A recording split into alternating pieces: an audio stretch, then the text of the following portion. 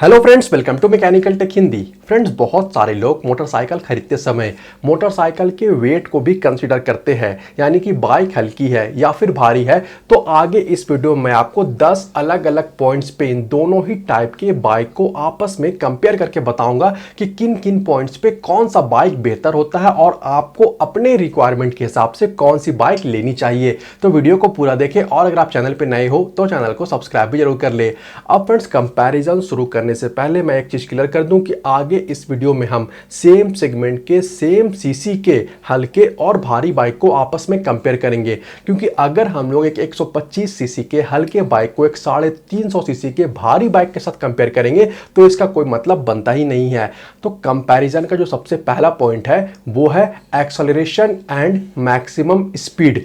अब देखिए, मैं आपको बताऊं कि कोई भी बाइक हो, उसका वजन जितना ज्यादा होगा तो उसका जो एक्सेलरेशन है वो उतना स्लो होता है। जैसे कि अगर हम लोग एक 150 सीसी के 150 सीसी के सेगमेंट की बात करें तो मान लेते हैं हम लोग कि 150 सीसी का एक हल्का बाइक है और एक भारी बाइक है। तो जो 150 सीसी का जो भारी बाइक होगा उसका एक्सेलरेशन स्लो होगा 150 सीसी के ही हल्के बाइक के मुकाबले में, और जो मैक्सिमम स्पीड तक पहुंचना होगा उस बाइक का वो भी स्लो होगा। इसे हम लोग एक और तरीके से समझ सकते हैं कि अगर हम लोग 150 सीसी के सेम बाइक का एग्जांपल ले तो अगर उस पे एक 50 केजी का राइडर बैठा हुआ है और दूसरे बाइक पे 130 केजी या 120 केजी का राइडर बैठा हुआ है, तो जो राइडर का वजन कम होगा, यानी कि बाइक के इंजन के ऊपर लोड जितना कम होगा तो वो बाइक उतना ही तेजी से एक्सेलरेट करेगा।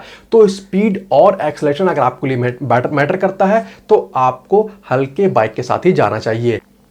अगला पॉइंट है हैंडलिंग एंड स्टीयरिंग। तो फ्रेंड्स, मैं आपको बता दूं कि जो हल्के बाइक होते हैं जिनका वजन कम होता है उनको कम स्पीड पे हैंडल करना और स्टीयर करना ज़्यादा आसान होता है। जैसे कि आप एग्जांपल ही ले लो क्लासिक 350 और KTM 390 का। तो जो KTM 390 है उसको आप ज़्यादा बेहतर तरीके से कम स्पीड पे हैंडल भी कर सकते हो और स्टीयर भी कर सकते हो। हालांकि अगर आपको एक्सपीरियंस है तो आप ये क्लासिक 350 के साथ भी कर सकते हो, लेकिन अगर आप बिगिनर राइडर हो तो आपको जो हल्के बाइक है वहां पे हैंडलिंग और स्टीयरिंग करने में आसानी हो जाएगी। अगला जो पॉइंट है वो है स्टेबिलिटी एंड ट्रैक्शन। ये भी बहुत ही इंपॉर्टेंट है कि जो बाइक है वो खास करके हाई स्पीड पे कितना स्टेबल है और बाइक का जो चक्का है वो रोड के साथ कितना चिपक के चलता है। तो मैं आपको बता दूं कि जो भारी बाइक होते हैं जिनका वजन ज़्यादा होता है या जिनमें मोटे टायर होते हैं तो वो जो बाइक्स होते हैं उनका जो स्टेबिलिटी है वो ज़्यादा बेहतर होता है और खास करके हाई स्पीड में उनका ट्रैक्शन भी बहुत ही बेहतर होता है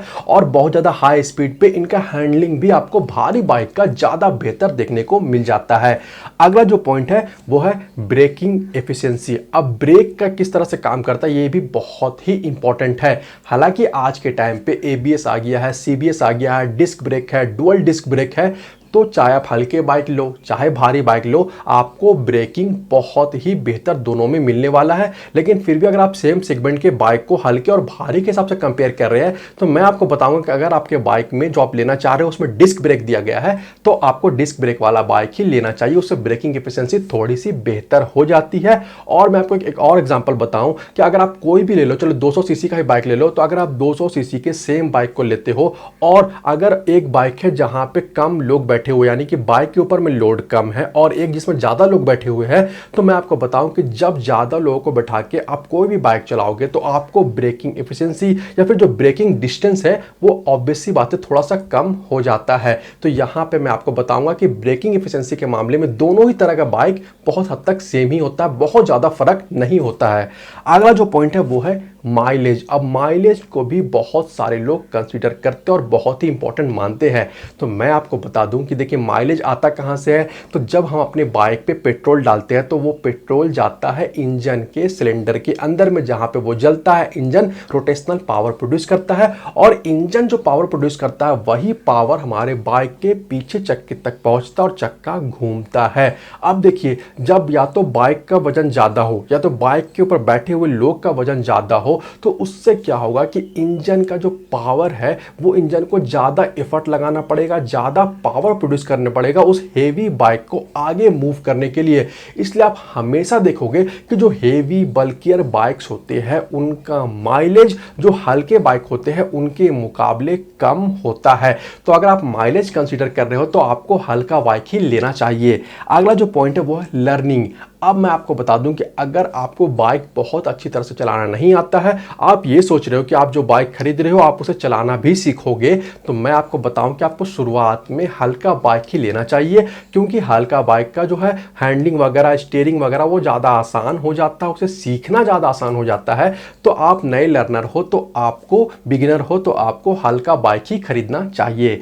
अगला जो पॉइंट है वो है रिवर्स एंड पंक्चर। अब ये भी बहुत इंपॉर्टेंट पॉइंट है। अब अगर भारी बाइक होगा तो क्योंकि हम लोग को बाइक में जो रिवर्स है वो मैनुअली करना पड़ता है, मैनुअली फट लगा करना पड़ता है, तो वो एक मुश्किल काम हो जाता है। अगर बाइक का टायर पंक्चर हो जाए कभी तो उसे कैरी करने में भी जो भारी बाइक है वहाँ पे मुश्किल होता है। हल्के बाइक के लिए थोड़ा सा आसान हो जाता है, लेकिन आज के टाइम पे ट्यूबलेस टायर आ गए हैं तो ये जो प्रॉब्लम है वो बहुत हद तक दूर हो गई है।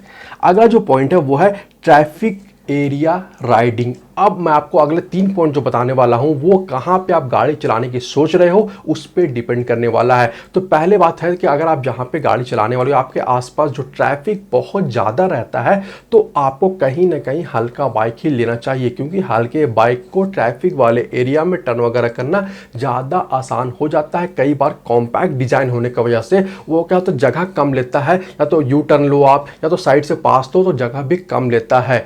तो आप ट्रैफिक एरिया के लिए मैं आपको रिकमेंड करूंगा आपको हल्का बाइक लेना चाहिए। लेकिन अगर आप गाड़ी कम चलाते हो और ट्रैफिक एरिया भी है तब आप भारी बाइक भी ले सकते हो। अगला जो पॉइंट है वो है हिली एरिया राइडिंग। ठीक है, ऊबड़ खाबड़ वाला रास्ता है, हिली एरिया है, तो वहाँ पे भी जो हमारा कॉम्पैक्ट साइज का जो लाइटर व्हीकल होता है, जो हल्का बाइक होता है, उसका परफॉर्मेंस ज़्यादा बेहतर होता है। तो हिली एरिया के लिए मैं रिकमेंड करूँगा कि आपको जो हल्के बाइक है वो ही लेना चाहिए।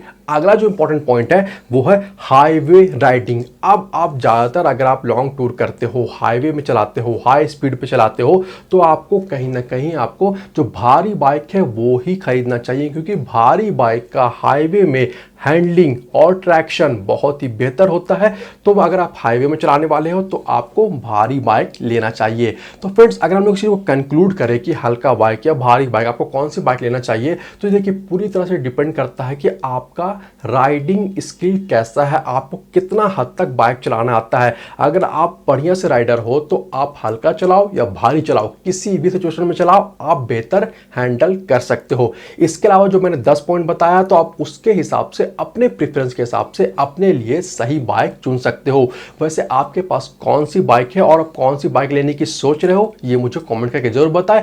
इसके अलावा मैं आपको ये भी बता दूं कि सिर्फ वेट मैटर बहुत ज़्यादा नहीं करता, वेट के अलावा बहुत सारे अलग अलग फैक्टर है, जैसे कि ट्यूब टायर और ट्यूबलेस टायर के बीच में क्या डिफरेंस है, एलॉय व्हील और स्पोक व्हील में कौन बेहतर है, कार्बोरेटर और फ्यूल इंजेक्टर में कौन बेहतर है, डिस्क ब्रेक और ड्रम ब्रेक में कौन बेहतर है, मोनो शॉकर और डुअल शॉकर कौन सा बेहतर है, ड्राई क्लच और वेट क्लच में कौन बेहतर है, ड्राई बैटरी और वेट बैटरी में कौन बेहतर है, यूएसडी फॉर्क और टेलीस्कोपिक फॉर्क कौन बेहतर होता है, मोटरसाइकिल और स्कूटर में आपको क्या लेना चाहिए, रोलर चेन और ओ रिंग चेन में कौन बेहतर है, और नॉर्मल सस्पेंशन और नाइट्रॉक सस्पेंशन में क्या बेहतर है। तो इन सारे ही वीडियोस का लिंक मैं आपको इस वीडियो के डिस्क्रिप्शन में दे दूंगा। तो आप अगर बाइक लेने की सोच रहे हो तो आप इन वीडियोस को भी जरूर से देख ले, आपका जो कंफ्यूजन है वो बहुत हद तक दूर हो जाएगा। तो उम्मीद करता हूं कि इस वीडियो में दी गई जानकारी आपको पसंद आई होगी। वीडियो अच्छा लगा हो तो वीडियो को लाइक और शेयर जरूर कर दे।